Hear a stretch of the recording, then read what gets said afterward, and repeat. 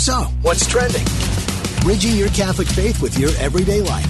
You're listening to Trending with Timmerie on Relevant Radio.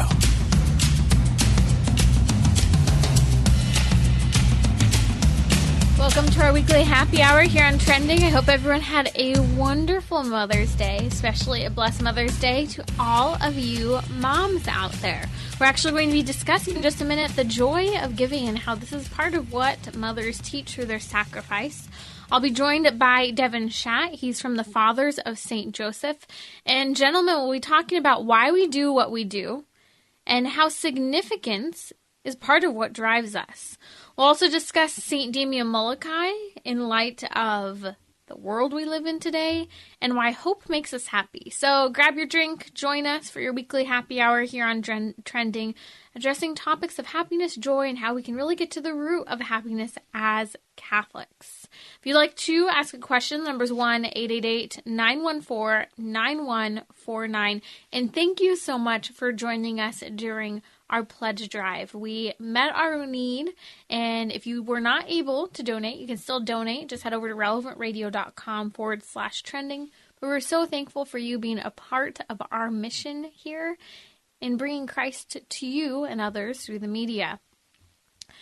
So Mother's Day growing up was very different for me than I think most Mother's Days. In fact, I feel like when we transitioned to more traditional Mother's Day kind of events the last couple of years, it's been different. So when I was a kid, my parents would always help, predominantly my mom, in organizing what was called the Mother's Day Rose Sale for our diocese, the Diocese of San Bernardino in California. And so what would happen is every year there was a massive fundraiser for all the crisis pregnancy centers. And on Saturday, people would volunteer to make single flowered bouquets, and then all of those bouquets would be distributed to all the churches in the diocese. And each church would sell the bouquets so that everyone could buy their mom some roses, and all the proceeds from each parish would go to the local crisis pregnancy center. And so our Mother's Day weekend was a weekend of Saturday up 4 a.m. picking up roses in Los Angeles, and then assembling bouquets all day long with all the pro-life people I personally grew up with my entire life. And then on Sunday, we would be at a parish early in the morning. We'd never wake up that early for Mass, but we did on Mother's Day to sell the bouquets of roses outside of the church, then to make these proceeds go to the crisis pregnancy centers. So Mother's Day was never a traditional Mother's Day. That's right, Patrick. Mother's Day equaled work. It equaled volunteering as a family. It included thorns in our hands from a day of dealing with roses, and then early mornings that we just weren't used to. And the reason for that is because in our culture today, we face a crisis of motherhood. A crisis where people are confused about the gift of receiving motherhood and of giving motherhood and their loving gifts to others through accepting that gift of motherhood. And so many people today, I think, are scared to be moms because of an option we have called abortion. And so it was an incredible, I think, experience and opportunity for me growing up to always have that example of on Mother's Day, we helped other moms by raising money to support the Crisis Pregnancy Center. It's only been the last handful of years that we haven't had this, that we participated in. So I feel like every year we're kind of like, well, what are we doing for Mother's Day? It's different than it has been in the past. But what I learned from my mom's example, especially on Mother's Day, was how we're called to service. And this is fundamental to who we are as people, but especially as mothers. And I was thinking of this especially in light of Venerable Fulton Sheen. There was a quote that was sent to me by our very own Karen Moran, who has retired here at Relevant Radio from producing Trending, but she's still influencing, little does she know. And the quote from Venerable Fulton Sheen said, "A woman is capable of more sustainable sacrifice than a man." And he goes on to talk about how a man has these heroic, passionate outburst moments versus a woman has these sustainable sacrifices. And he says, a woman is heroic through years, months, and even seconds of daily life. The very repetition of her toils giving them semblance of commonplace. I thought this was fascinating to hear because you think about moms and you think about kind of the sacrifices that each of our mothers have shown for us. It's true. It's sustainable. It's ongoing. And juxtapose that, not that we're belittling men in any way, but juxtapose that to kind of those moments that we see heroic thought and heroic outbursts, as Venerable Fulton Sheen says. We see this kind of transformation that mothers show, I think, all of us. That there's this repetition, almost this momentum of sacrifice that is lived in her whole life in a way that is profound, yet so often misunderstood. And I think that this is part of the challenge for many women, why they're so terrified of motherhood. Because they recognize that motherhood changes every single moment of a woman's life. Every single moment. How she's functioning, how she's giving of herself, day to day, month to month. And I think that this is part of the reason why we have this pro-abortion culture at times. Because a lot of women think that they can't meet that standard. A lot of women lack the confidence for the great sacrifice that they saw is what's necessary for motherhood. Whether they received it from their mother or they didn't, they know what they wanted. They know, and many women who didn't have a mom they wish they did, or have a mom who was present, will talk about and often dream of the mother they wish they had. And that's who they want to become as mothers. And again, some women, many women, are terrified. I remember in college, some of my friends would say, I could never be a mom. And I remember saying, I know it seems that way now, but when the time comes and the right person is there, you will be able to be a mom. And I think that first and foremost, it's because the joy that so many mothers show in giving, especially through Christian motherhood, it's because they have Christ sustaining them. And this is what's so powerful about the specific sacrament of marriage. The end of marriage is the procreation and education of children. God supplies the graces to love your children. God supplies the graces and energy to sustain yourself and your children. And so when we talk about mothers, we see this joyful sacrifice. Why? It's not just because they have a responsibility for others. It's because Christ has equipped them with a God-given mission to care for their children. And so this is the great, I think, example of what we're celebrating on Mother's Day in a very, very special way. This joyful, sacrificial giving. And so we pose the challenge to tell moms today, especially as Catholics, that they are capable, or future women who want to be moms, that they will be able to do it. And affirm motherhood, because so often in the secular world, we have a lot of women who are crumbling and feel crippled by their lack of self-confidence, by their fear, by their anxiety, by what they hope and they wish to measure up to, but they feel like they can't. This is the gift that Christian motherhood gives, that you are not the end-all be-all as a mother, that Jesus Christ, in the sacrament of what?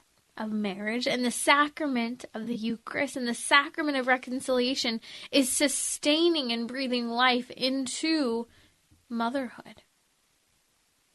And so as we talk about motherhood in the 21st century, remember that every conversation, every sorrow, every struggle in motherhood must be united to the cross. And so when you know someone who's struggling in their motherhood, even if they're not Christian, start to open the door. Speak of that dependence you know is so important, or you yourself experience as a mother, of that dependence on Christ and his cross as the model and perfect example for motherhood.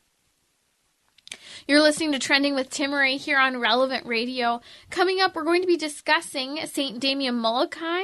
It's his feast day today. We'll also discuss the significance that drives each of us with Devin Schadt from the Fathers of St. Joseph, and why we do what we do. We'll be right back here on Trending during our weekly happy hour, talking about why happiness matters and how you can be a little happier. Bridging your Catholic faith with your everyday life. You're listening to Trending with Timmerie on Relevant Radio and the Relevant Radio app.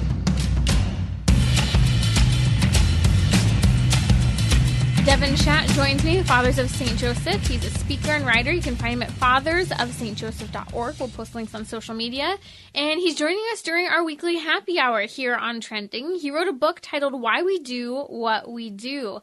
And I'm riveted by this whole idea, Devin, of comfort over sacrifice, popularity, all of these things that we tend to seek that puts us in this comparison type of culture in our own head rather than doing what we ultimately desire. So let's talk about your book and some of these ideas of why we do what we do on a daily basis.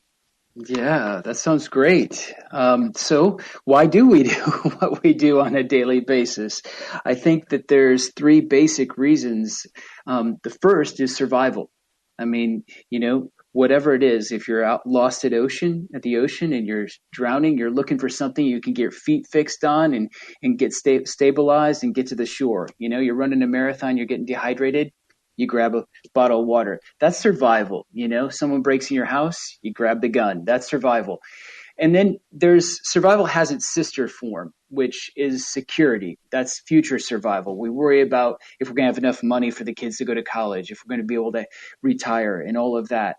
And most of us, though, survival tends to go into the background. It becomes white noise in our Western culture. And so when we get beyond survival, there's another reason why we do what we do, and it's significance. And the Webster's Dictionary defines significance as being worthy of attention, the value of another, to be important to others. But the key here, though, is when we don't achieve a certain level of significance, then what we do is we tend to go into sloth and sensuality. And that's where comfort will make cowards of us all. So we tend to just dive into Netflix or indulging in foods or whatever it is because we failed in the world of becoming significant. But the problem is we don't understand what real significance is. And that's why I wrote the book. That's, I think, very impactful. I was about to say significant, ironically. First, I checked myself. I think that, so often we hear that many men struggle with self-confidence, that they always feel like they're putting on an act and kind of, just trying to make it look like they've got everything together, but deep down inside, they don't actually feel that way. And I think that these three topics of why do we do what we do, survival, security, and significance, hit on the head of how there can be constant self-doubt in terms of this ability to provide survival, to survive, to provide security, and to feel like you're significant in the culture. And I like how you said the exact opposite, which many people are choosing, is just like kind of drop into the slothful laziness. Yeah, exactly. Well, because, so significance is a battle. I mean, look at all the social media platforms, whether, Facebook, YouTube, Instagram, TikTok. What's going on there? Everybody wants to be validated. Everybody wants to be known as important or to be valued, right? So that's significance, but that's significance gone awry, okay? That's the worldly, I guess, idea of significance. But what the word significance in the Latin is significare, and that you break that down, signi means sign and ficare means to make. So the idea is with true significance is we're made into a sign that points to something transcendent, something beyond ourselves. And ultimately, it's God, okay, or a great mission that's given by God.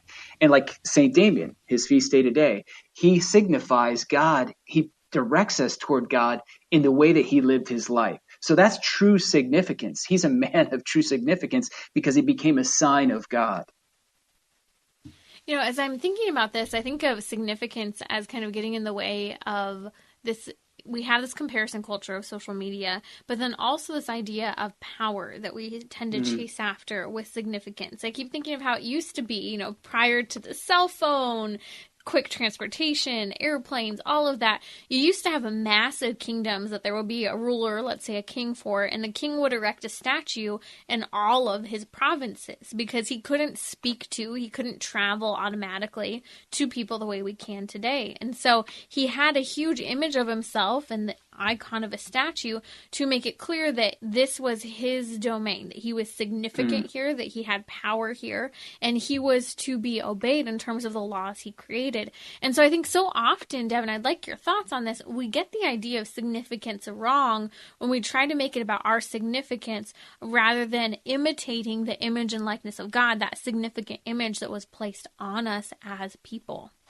Yeah, that's awesome. I love that. I love that whole idea of the kingdom, the king, and that's perfect because basically there's two extremes of significance. Okay, so the two polar extremes are domination and despair. So for example, you've got Mao and Hitler and Stalin. I mean, these guys, they wanted the world to worship them, right? They demanded submission. And that's that whole idea when they wanted to be so significant, they wanted that power that you're speaking of. But on the other hand, the other extreme is when we taste a little bit of the fans and the followings and, we're generating views on YouTube and we're starting to feel important in our Facebook posts.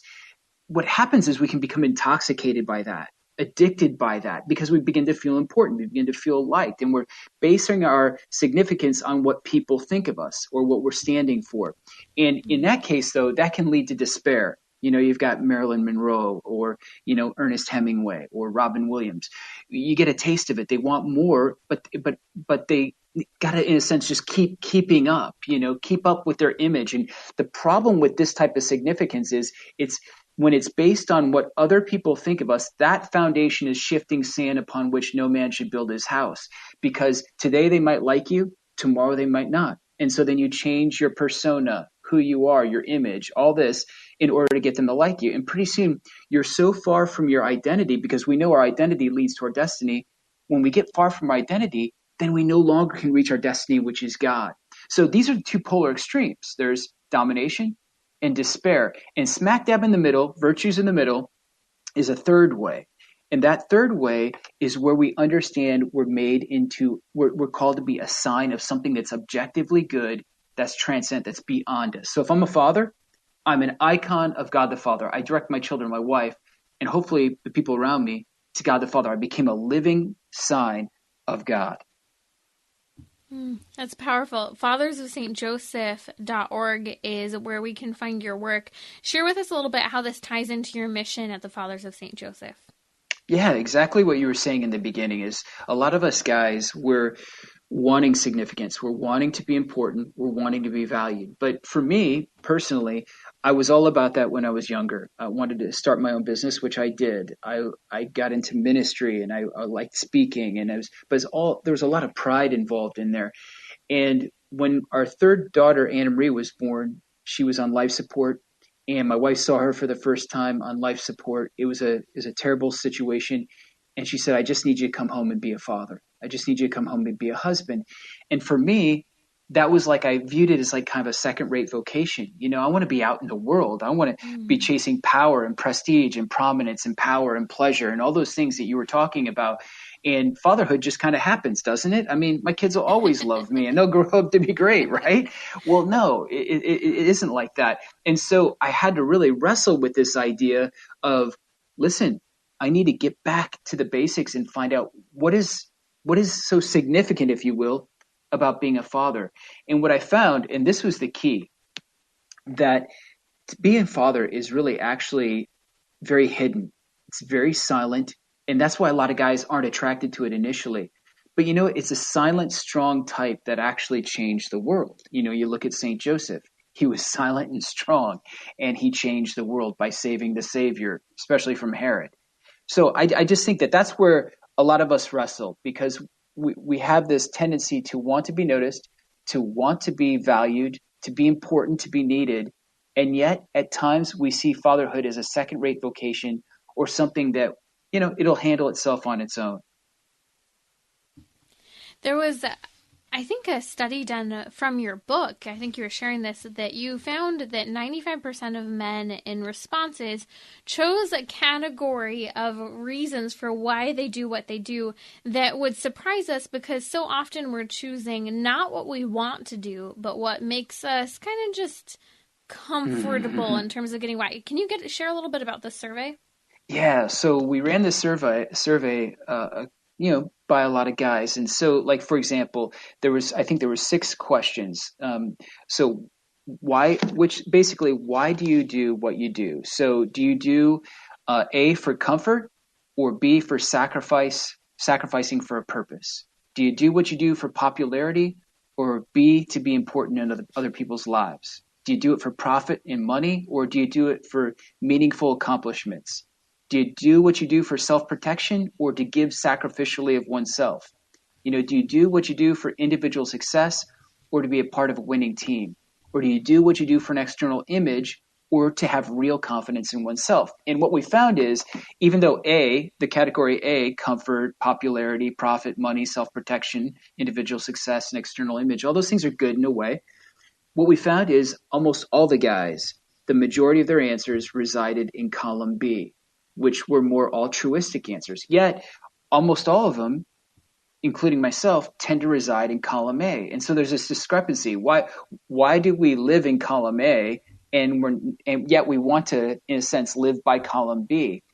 And what it shows is that inside of us, there's a deeper desire for sacrifice, to be heroic, to be truly men who give life to others.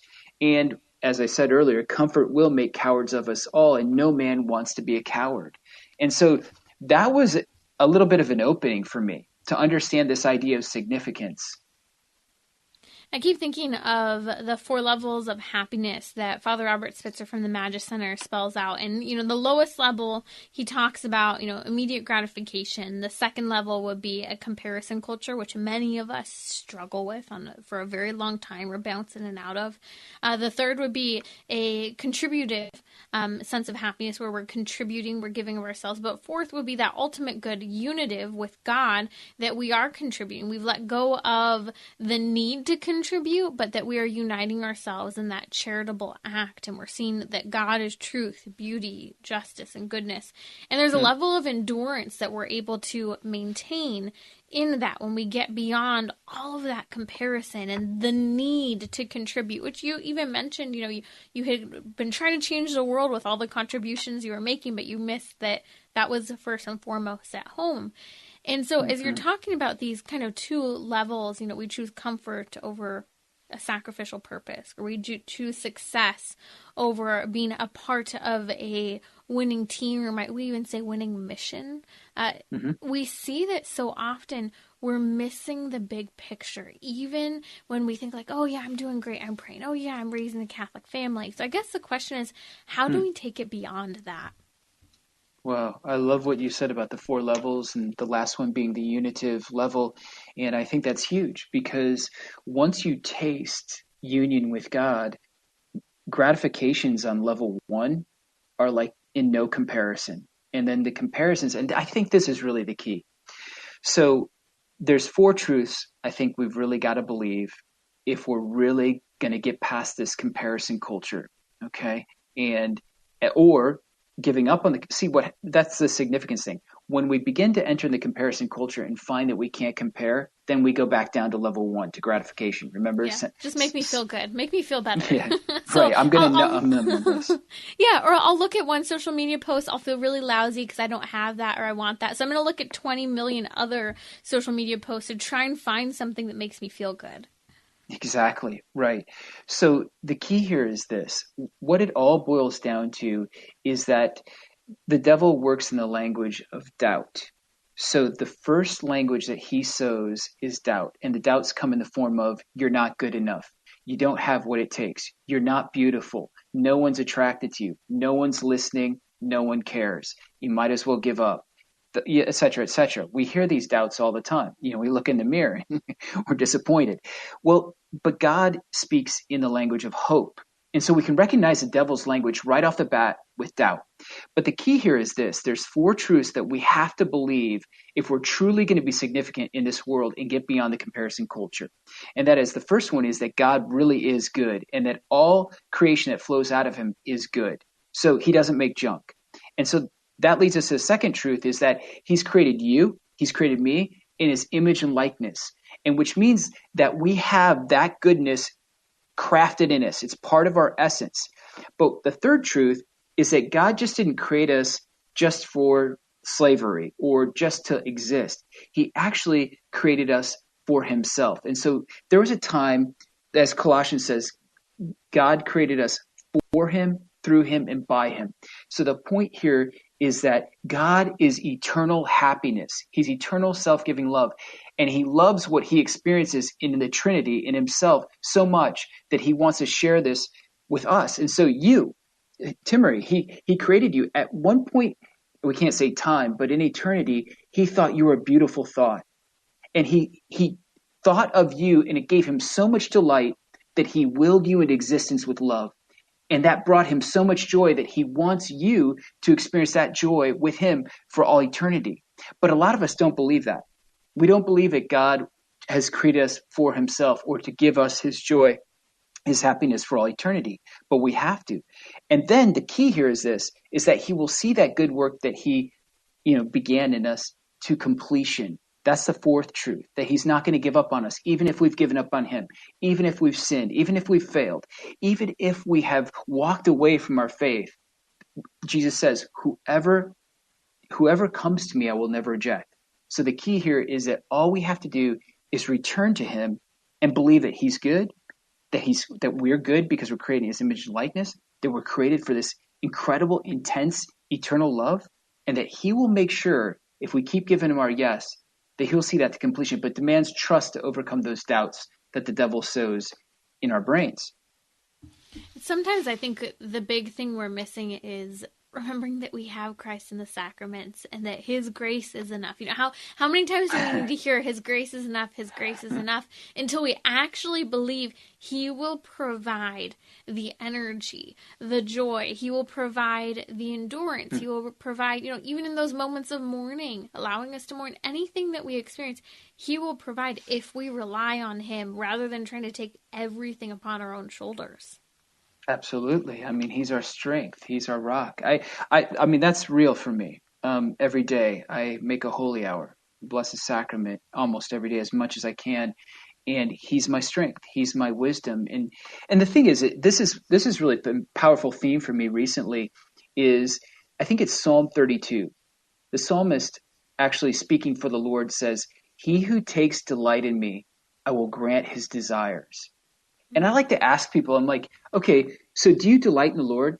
You hear so much, I have to go to mass, or I have to fast on Friday. This is a burden. But when's the last time we delighted in the Lord? And I think the key here is when we begin to look at all that he does for us and all that he gives us, man, all of a sudden you begin to delight in him. And then you see the way he's working in your life. And then all of a sudden he's compounding that by granting you even more than you can ever hope for or imagine, as Ephesians says. So the key here is delighting in the Lord rather than seeing him in religion as a burden. But it boils down to thankfulness. That's the key. Yeah. A Gratitude thankful makes heart. you happy. Yeah, absolutely. And, it's fascinating because we so often, I think, leave ourselves in prayer on the level of just asking for things.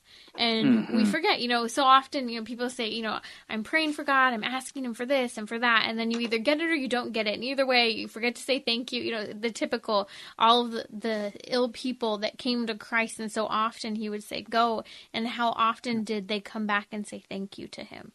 Very rarely. Right. Very, very Right. rarely. And so that shows that we are more than willing to ask God for something, but we're not willing to be united to him, to be grateful, to understand that what I've been given is from him and that I have to remain with him in order to move through so that we don't hit this crisis moment yet again. So many people, I think, live from crisis to crisis, and it's because they're not staying with God between the crises so that nothing is as big of a crisis as it seems. Well, yeah, and also too because sometimes that's the only way that God can get through to them.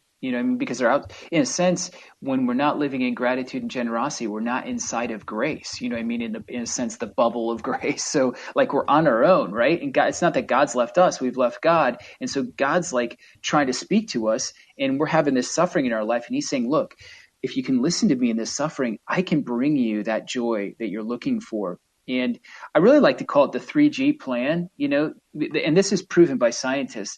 Like they were doing research on what makes people happy. And there's 3 chemicals that are released in the brain. I think it's like dopamine, oxytocin, and serotonin. And when those are all released at once, a person is happy. And now selfish person can have those chemicals released simultaneously, but it's only for a moment. And they have to keep upping the ante to get that fix. Okay. And then eventually it ends in implosion and despair. But the 3G plan, the scientists have proven this, is that if you have gratitude, and gratitude inherently is you have to be thankful to someone else. You just can't be thankful to yourself. So gratitude, gee, I'm so thankful I'm me. Who does that? Yeah. I don't know. Maybe people do that. I'm sorry if you do that. Self-helpers, man. Yeah. So, yeah, thank you for giving me. Well, anyway, so there's gratitude, and you always have to be grateful to someone else, especially to God. But then that gratitude must lead to generosity. That's when you know you're truly grateful. Because if you look at what God's given you, you're like, man, I want to share this joy with others. And I want others to experience God, even if they don't know it's me. And this is interesting because it's proven that when we're generous, it's absolutely proven, whether you're helping someone, on a job site or whatever, helping your mom, or if you're just giving money, there is dopamine, oxytocin, serotonin that's released in your brain. And so you've got gratitude, generosity, and God. And these are the 3Gs. And if you live by those 3Gs, you truly will be happy. And why does Jesus want us to be generous? Because he knows that it will make us happy. It's not because he wants our stinking money. It's not because he wants more of what we can't already give. No, he wants to give us himself. And the way he does that is through our self-giving. Self-giving love is the key to happiness. And that's where your fourth level, unitive, is so key. Because when we give, that's when we live. Because when we use, we lose. And that's when lust and, like Jim O'Day always talks about with the, pornography and all that, when we use, we lose. And we begin to swell up, get swallowed up into a black hole of self. But when we're generous, we give, we live, and we become like the light of the sun. And people want to be around us. And giving really transforms us. We start giving and maybe it's not for the right reason. Sometimes maybe it is to kind of give ourselves a pat on the back, or maybe because it makes us feel good to give. But eventually, through that giving, through that endurance of giving, through seeing the transformation it brings in other people, we see that this is uniting me to others. And ultimately the purpose for doing this is because it is the ultimate good which God has given each and every single one of us. And so that these are the examples that we learn when we understand that our happiness, we have to understand why we're doing what we're doing, the significance that's driving us, as Devin has written. And I really want to encourage you to check out his book. You can find it at fathersofstjoseph.org. That's fathersofstjoseph.org. Devin, thank you so much for joining us. We'll post links to his website on the show notes. Just head over to relevantradio.com/trending to subscribe to the podcast. I will be back in just a little bit here, and we'll be discussing our topic of today. Catholic Order of Foresters is proud to sponsor the Relevant Radio studio line. For information about employment opportunities and flexible premium life insurance plans, visit relevantradio.com/forester. So, what's trending? Bridging your Catholic faith with your everyday life. You're listening to Trending with Timmerie on Relevant Radio and the Relevant Radio app.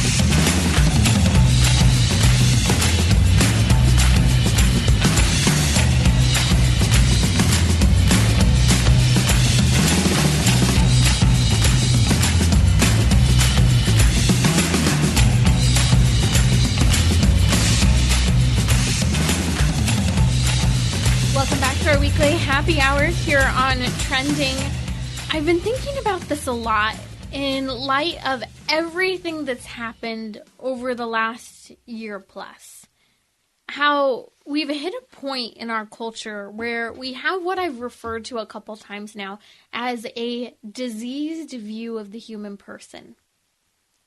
As if someone walks up to you and you shout, "Ah, leper," and you go running. That's almost the point we're at. Walking down the street, a little kid can't come and show you his rock because the parent's scared and says to stay on the other side of the road.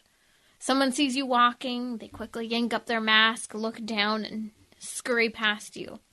Other people are scared to approach, start a conversation, and it's concerning.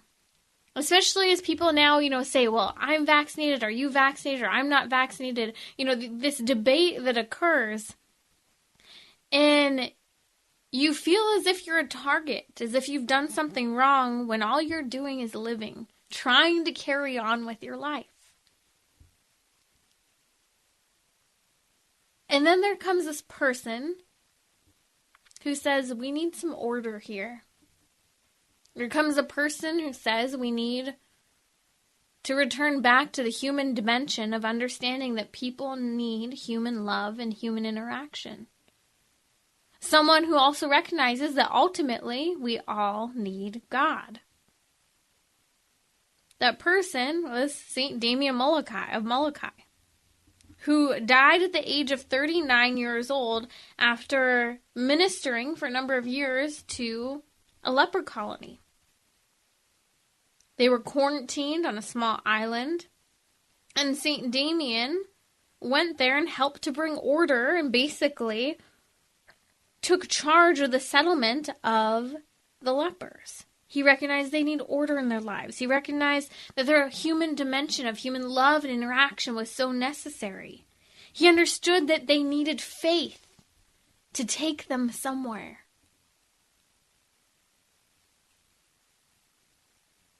And he transformed the people and the relationships there. He gave himself and sacrificed to such a profound extent. We've been talking about why do you do what you do?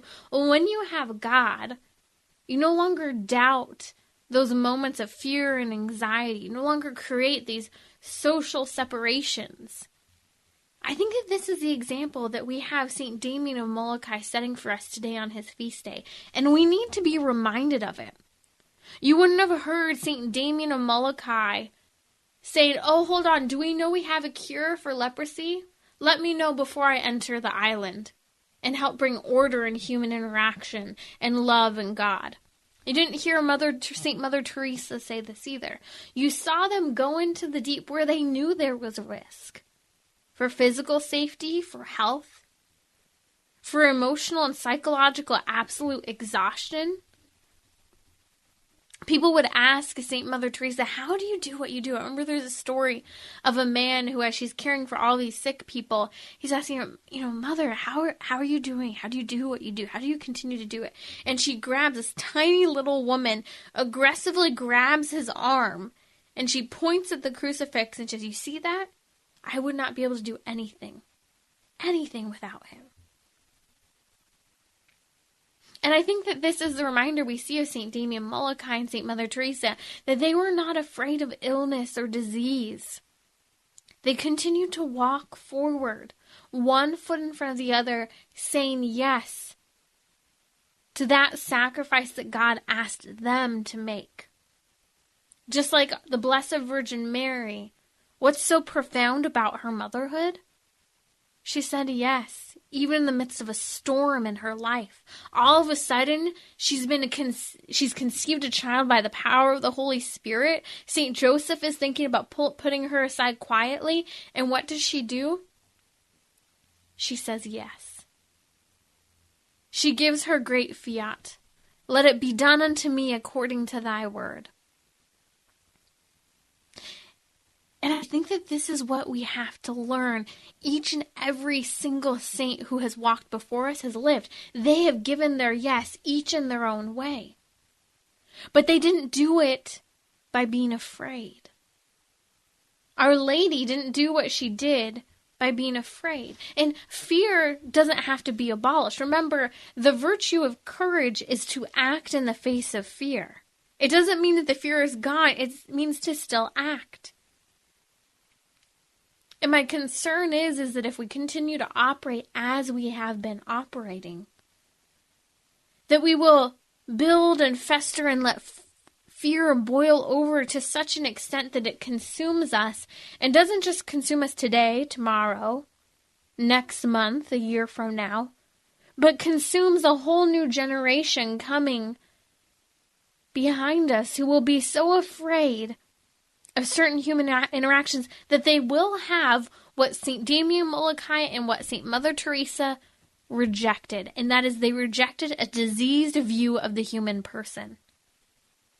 And the question now is, will you and I also reject this diseased view of the human person, or will we take this as our definition and our excuse for doing the good that God has called us to do? And hold on a second, though.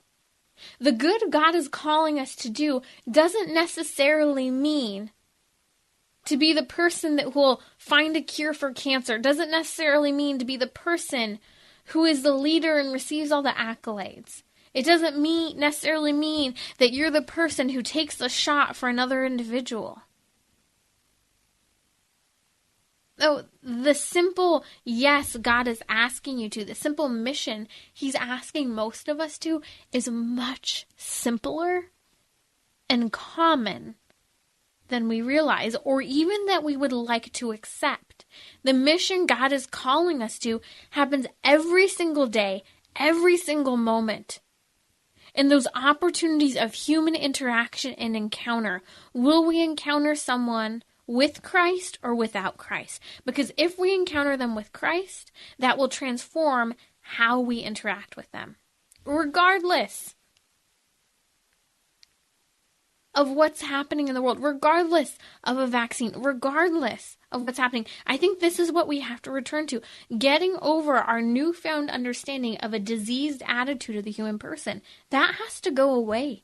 We can't think of other people as diseased and infectious, especially, remember, COVID-19 is over 99% survivable, which is radically different from what St. Damien of Molokai experienced on this colony, in this island of leprosy. He literally died of the leprosy, and he didn't care about the leprosy. What did he care about?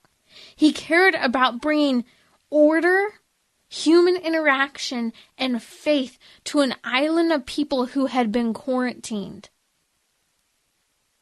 Now, are we allowing ourselves as that island of people who are quarantined to be loved the way that they were loved by St. Damien of Molokai? Or are we saying, here, stay an arm's distance away? People today are parched for human interaction, for human love, for human generosity, not just from those they know, but also from strangers. And I'll say that again. We are parched for human interaction and love, not just from those we know, but from strangers as well. I never thought, and I've noticed this in a particular way as well, having moved across the country during COVID and seeing how, when you don't know anyone in a new area, it's easy to use COVID as an excuse of not to say hello, to use COVID as an excuse to not nod your head. Heck, you can't smile because if you do, many people won't know. Actually, I disagree. You can still see the smiling eyes through a mask.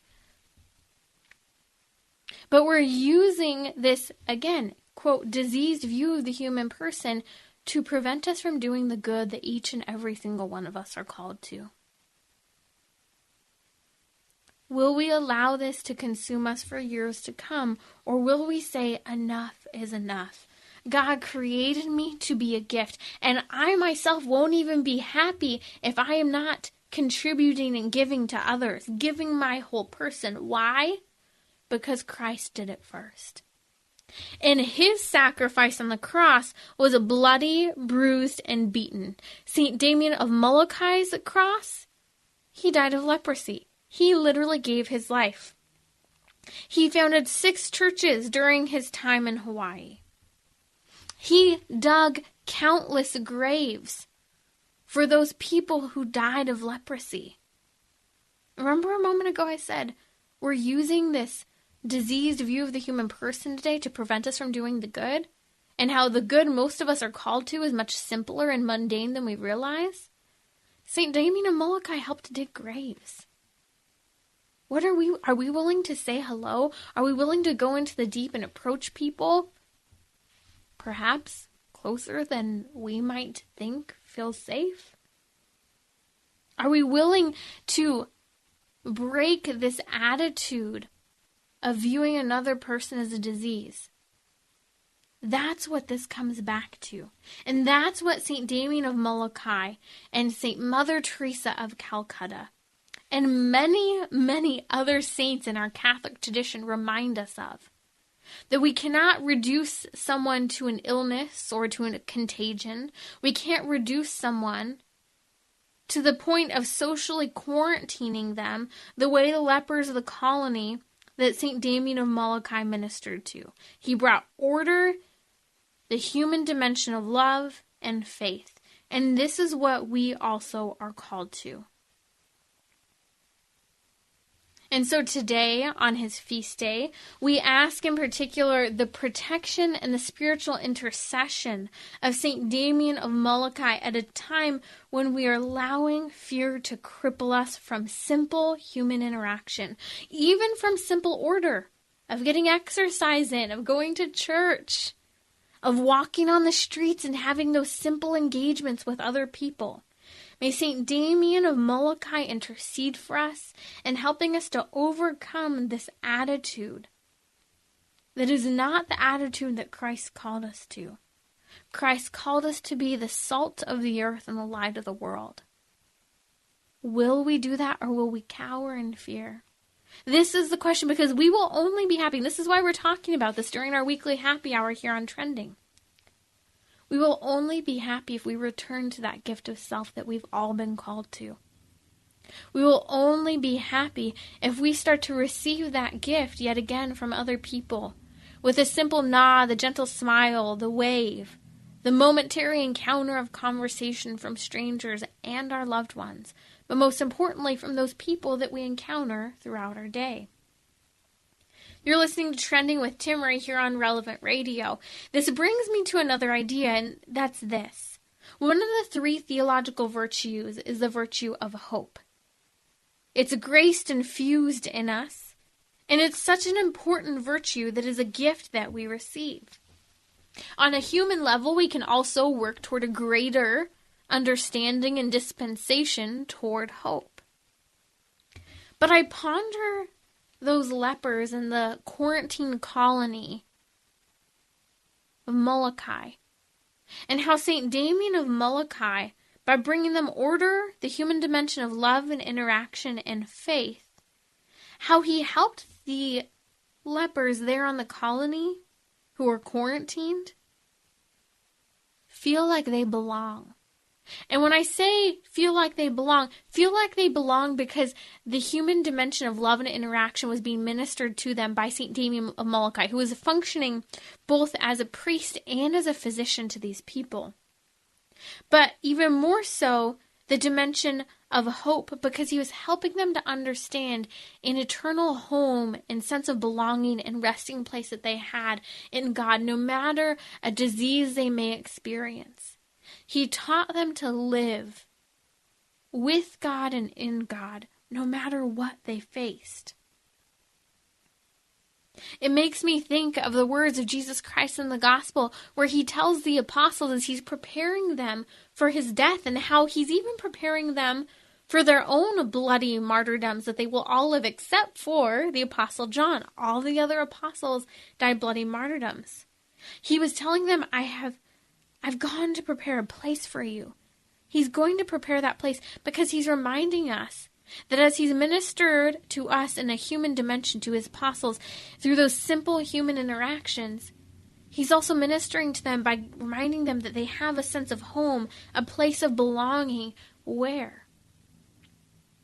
In his Father's house, in the eternal kingdom, in the beatific vision. That sense of belonging reminds us that this is the hope that we so greatly desire, that sense of belonging, that we belong with God, and in that we can rest, we can be in peace. And this is what sustains us in our daily lives. Hope makes us happy. This is partially why it's a theological virtue, and this is why we need to be reminded of it. Do not despair. Remember, Christ is our hope. Christ is our salvation. Christ is our joy. This is why as we face the sorrows and the challenges and the fears and anxieties of life, we don't feel that great. It's okay. Feelings are fleeting. Whether it's anxiety or fear, whether it's sorrow or anxiousness or giddiness, they're fleeting. But joy is a virtue. Joy is a virtue rooted in God, that we have a God who loves us, who created us to be with him, who is our resting place. He's our Alpha and our Omega, our beginning and our end. God created us out of a pure act of love, and he chooses for us to be with him out of an act of love. And so will we choose to be with him? Will we choose to have this sense of peace and a sense of belonging, which we're called to have in Christ? Remember, he told us that he's going to prepare a place for us, and that in his home, in his Father's home, there are many rooms. You're listening to Trending with Timmerie here on Relevant Radio. I'll be back with you tomorrow. If you're baffled by loved ones, friends, family who went from being Catholic to no longer believing in God at all, we'll talk about that.